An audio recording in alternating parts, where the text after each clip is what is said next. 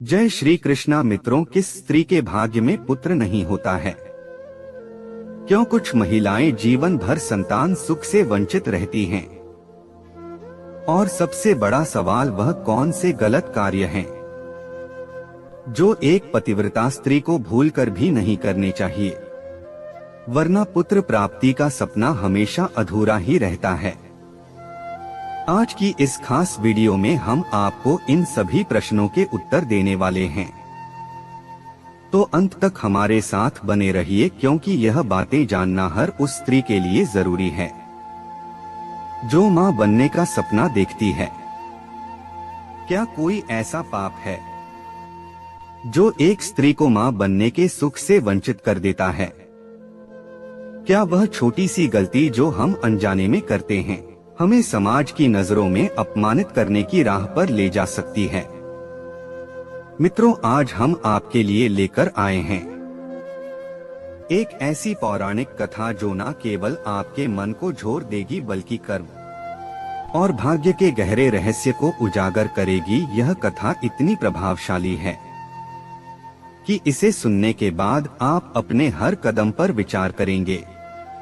तो इस कथा के अंत तक हमारे साथ बने रहें, क्योंकि इसका अंत आपको हैरान करने के साथ साथ जीवन की सीख भी देगा। मित्रों, अब कथा शुरू करते हैं। एक बार की बात है, यमलोक में धर्मराज अपने सिंहासन पर विराजमान थे। तभी वहां पर एक स्वर्णिम आलोक के साथ माता लक्ष्मी जी प्रकट हुई। उनको देखकर यमराज ने उन्हें प्रणाम करते हुए कहा, है माता लक्ष्मी, आज अचानक से आपका आगमन यमलोक में किस प्रयोजन से हुआ है? अवश्य ही आपके मन में कोई गंभीर प्रश्न चल रहा है। उसे ही जानने के लिए आज आप यमलोक में आई हैं। यमराज की बात सुनकर माता लक्ष्मी कहती हैं कि हे धर्मराज, प्रत्येक व्यक्ति के बुरे कर्मों का फल आप ही देते हैं। आज मेरे मन में कुछ प्रश्न चल रहे हैं जो मुझे व्याकुल कर रहे हैं।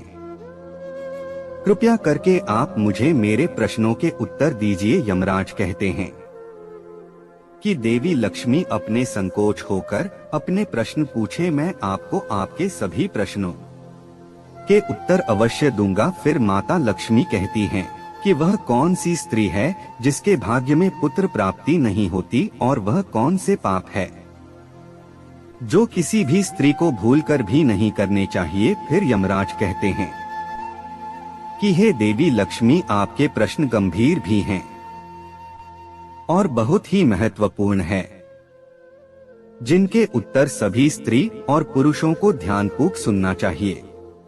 मैं तुम्हें इन प्रश्नों के उत्तर एक कथा के माध्यम से दूंगा, और यदि आप इस पूरी कथा को ध्यानपूर्वक सुनेंगे तो आपको आपके सारे प्रश्नों के उत्तर अवश्य मिल जाएंगे।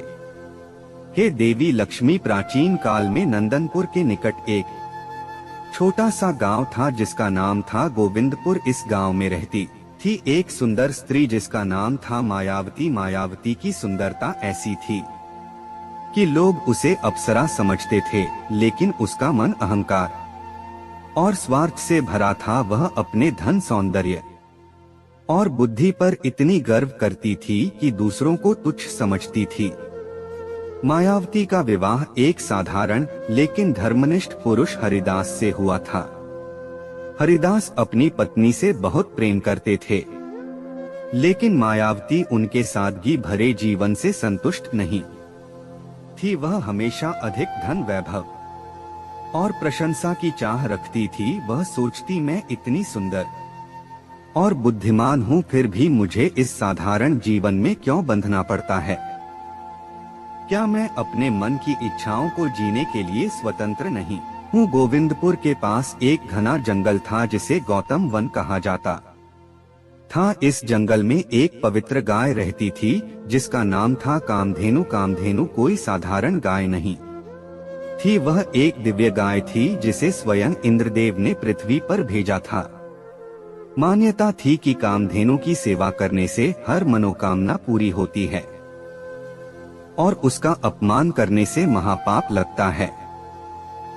गांव के लोग कामधेनु की पूजा करते थे। और उसे माता के समान मानते थे। हर वर्ष गौतम वन में एक भव्य गौ पूजन उत्सव मनाया जाता था। गांव के लोग जंगल में इकट्ठा होते कामधेनु की पूजा करते और उसे फूल, फल और दूध अर्पित करते। इस उत्सव में भाग लेना हर गांव वासी के लिए गर्व की बात थी, लेकिन मायावती को यह सब व्यर्थ लगता था। वह कहती, यह गाय और पूजा तो केवल अंधविश्वास है।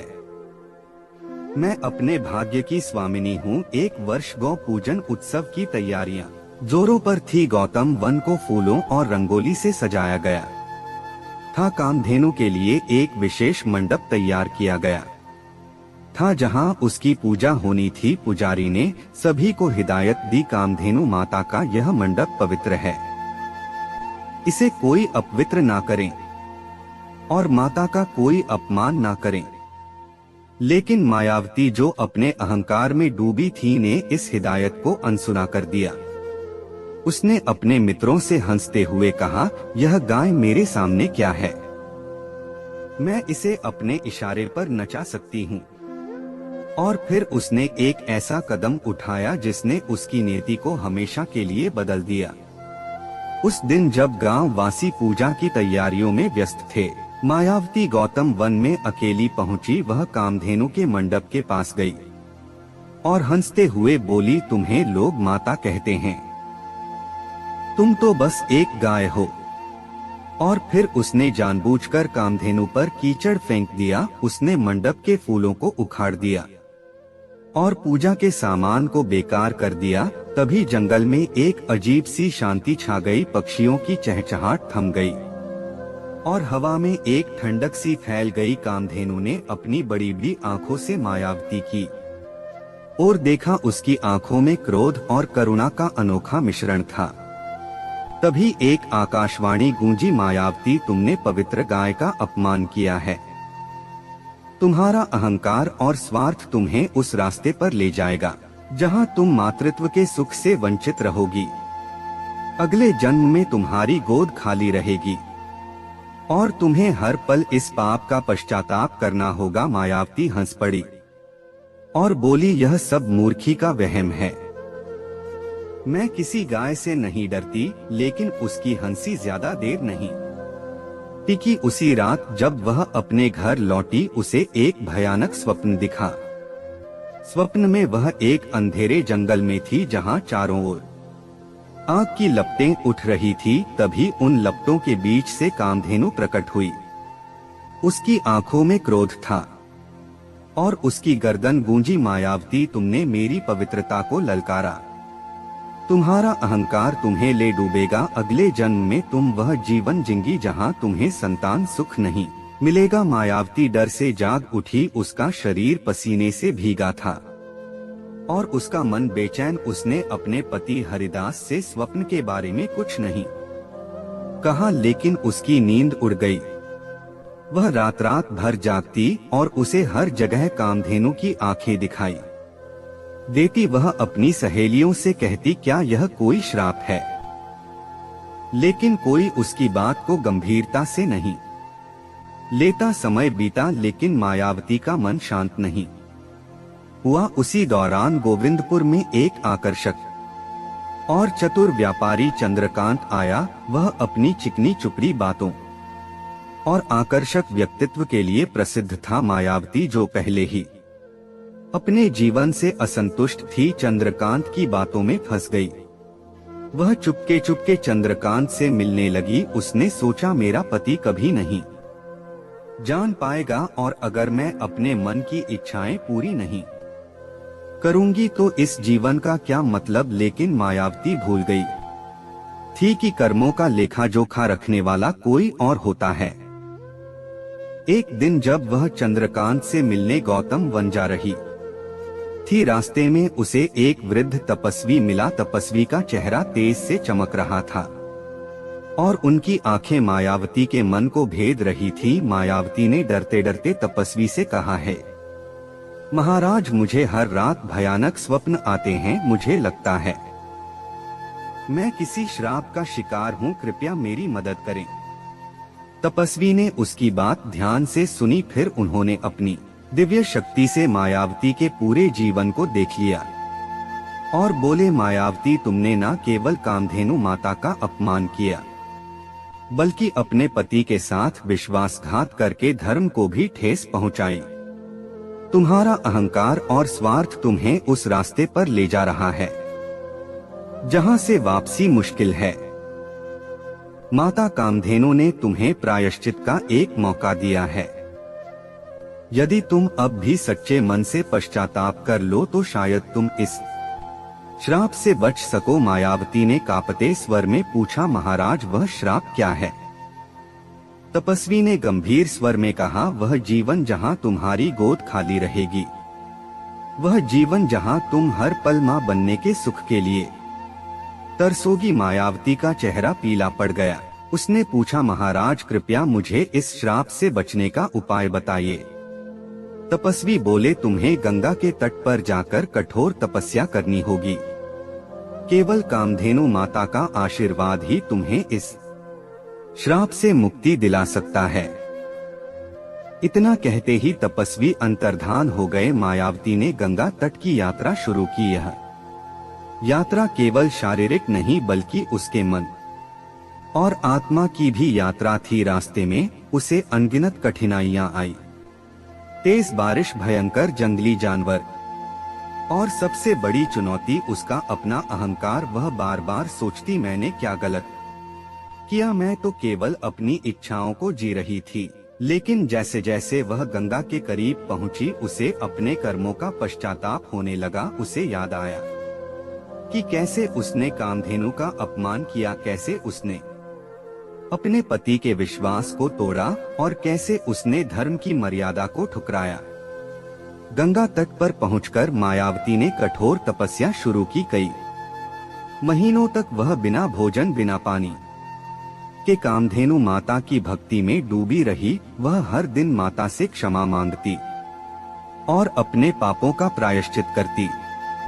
लेकिन मायावती का अहंकार अभी पूरी तरह खत्म नहीं हुआ था। एक दिन तपस्या के बीच उसे फिर से विचार आया, क्या यह सब व्यर्थ है?